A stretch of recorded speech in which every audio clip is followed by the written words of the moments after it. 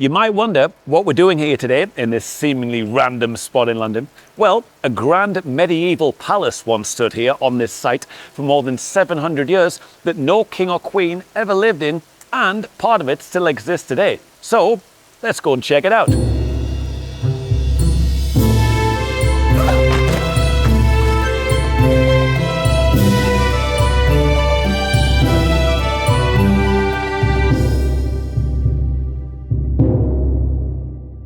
Hi guys, welcome back to the channel Walking History with me, again, Mick Priestley, historian and walking tour guide here in central London.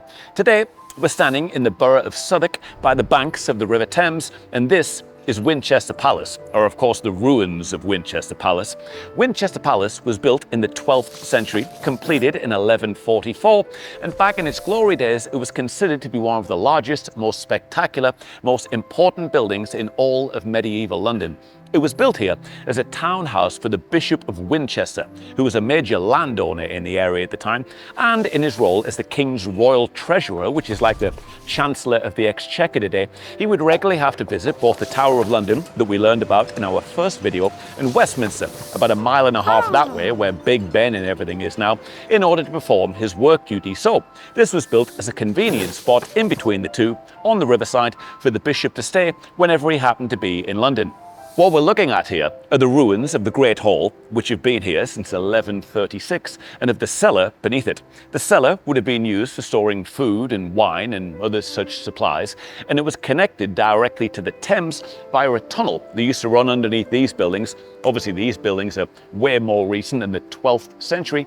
Any boats or ships sailing up the river could pull in at the side.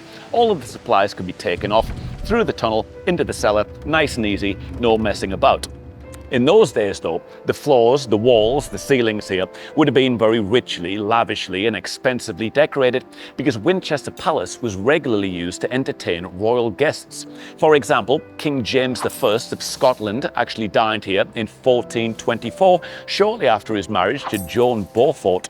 And as the happy couple dined, they would have looked up at that rose window there because it was actually completed in the 1390s. The rest of the palace, though, took over this entire site. Obviously, none of these buildings were standing here, and a number of different buildings actually stood here instead.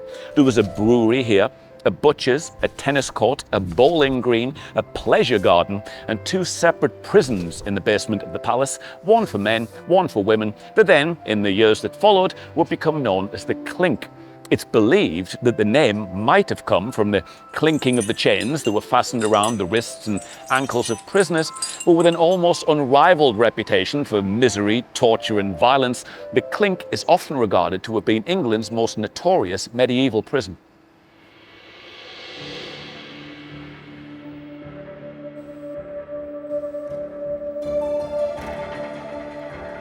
The prisoners were kept here in terrible conditions. There were no toilets inside the cells, and regular flooding meant that you'd have to deal with raw sewage and rat infestations.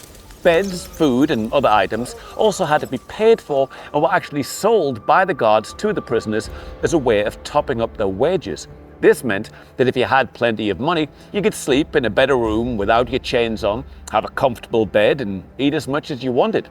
If you had no money though, you'd be forced to sell everything that you had and then sleep in your chains on the floor among the sewage and the rats and beg for food and water through the grates in the cells that led out here to street level.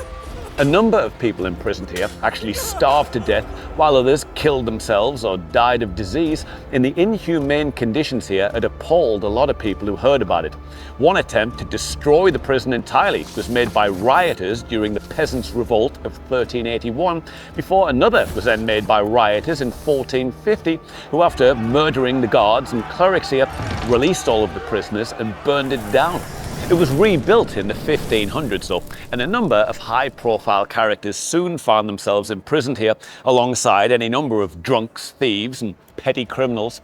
Sir Thomas Wyatt the Younger, who rebelled against Queen Mary I, was held here in the early 1550s before being later beheaded on Tower Hill, and Sergeant Major Sir Thomas Ogle was imprisoned here alongside other supporters of King Charles I during the English Civil War in the 1640s.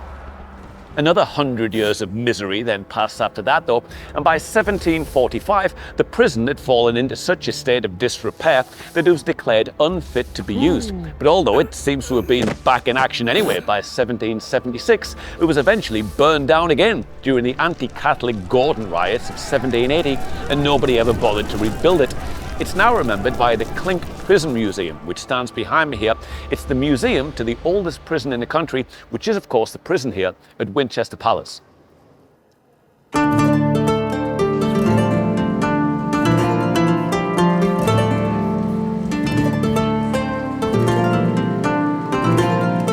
While all of that was going on though, there were actually around 45 bishops of Winchester that were able to live here at the palace. The first was Henry of Blois. I'm almost certainly mispronouncing that, but he was also known as Henry of Winchester anyway, and it was actually him who had the palace built in the first place. He was the grandson of William the Conqueror, and when he died in 1171, his position as bishop was taken by Richard of Ilchester.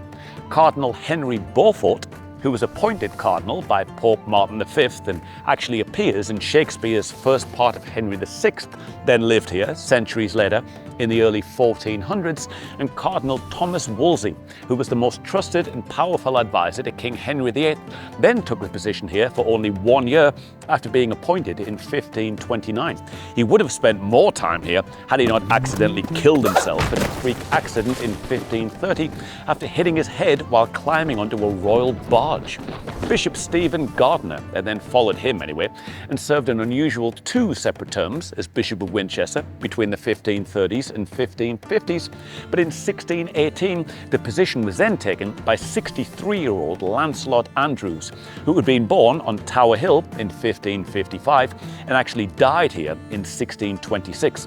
Lancelot Andrews was educated at Oxford. He published a number of books. He oversaw the translation of the King James Bible, and it's said that he spoke 21 languages fluently.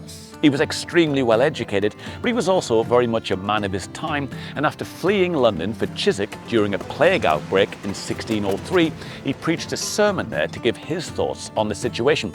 To avoid catching the plague, he said, it was very important to avoid contact with lepers, but he also believed that the plague was actually caused by 2 specific things in particular. One of them, he said, was eating new meats in your diet, and the other was the sudden popularity of new fashion trends that were making God so angry that he sent the plague to punish everyone. Lancelot Andrews is now buried in Southwark Cathedral, only moments away from here, where an elaborate monument stands in his memory to this very day. He also appears in a stained glass window in Chester Cathedral, and if you would ever make your way to Winchester Cathedral, you see there's a plaque dedicated to his memory on display inside that building as well. Nearly 60 years after Andrews died though, Winchester Palace here was then renovated between 1682 and 1686 to give it a more contemporary Renaissance kind of feel, and a number of stone columns created by famous sculptor Edward Strong the Elder were added on the outside. It then stayed in use until about the year 1700, when it was broken up into tenements and warehouses, but then, as is something of a common theme in London history, it burned down in a fire in 1814. After that, the vast majority of it was demolished, leaving only the ruins that we see here today. Something interesting about Winchester Palace, though, is that you'll notice it's outside of the City of London, on the other side of the river, and also about 1.5 miles outside of the City of Westminster. As a result, this area here was not considered to be part of London or part of Westminster. Instead, this was considered to be the liberty of the Bishop of Winchester, or the liberty of the Clink. It was not the king or the government who made the laws here. Instead, it was the bishop. And as a result of that, any number of things that would have been wildly illegal inside the City of London or inside the City of Westminster were completely legal, widespread, and tolerated here. Any number of brothels, theatres, gambling dens, drug houses, cockfighting pits and bear baiting arenas stood in this area and were completely legal and actually licensed by the church. Prostitution was actually that widespread and common in this area at that time that ladies walking the streets of London at night were actually often referred to as Winchester geese. And if you were unfortunate enough to catch a venereal disease upon visiting one, it was said that you'd been bitten by a Winchester goose. Today though, The palace, or what's left of it, is listed as a scheduled monument, which means that it can't be altered or demolished, and it's managed by the English Heritage Trust, who actually manage over 400 historical monuments and buildings all across the country. Next time in London, you should absolutely come and pay it a visit, because you don't see things much older than this on a regular basis.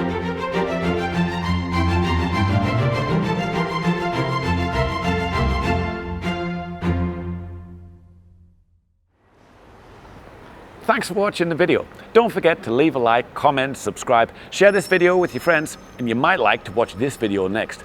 I'll see you back here real soon for more walking history.